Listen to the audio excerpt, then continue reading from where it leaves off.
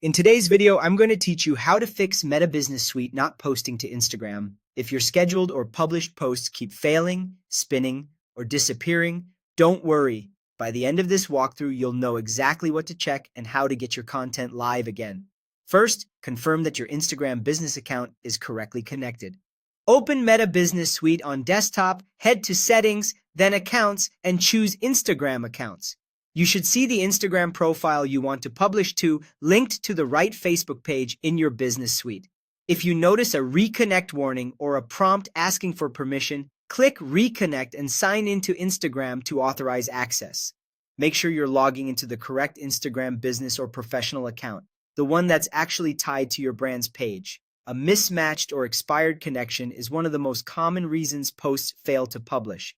Next, review your content to make sure it follows Instagram's supported formats and sizes. Extremely large photos, unusual file types, or videos with unsupported codecs can trigger errors. To keep things simple, export photos as JPEG or PNG and videos as MP4 with common settings. If you're using scheduling, do a quick test by switching the same post to Publish Now. This is a great way to tell whether the issue is the schedule itself or the media file. If a manual post succeeds but the scheduled one fails, simplify the post, remove unusual stickers or attachments, and try scheduling again with standard formatting. If the connection still seems stubborn, refresh it inside Business Suite. In the same settings area, open Instagram Accounts, select the linked Instagram profile, and remove it from the connected assets.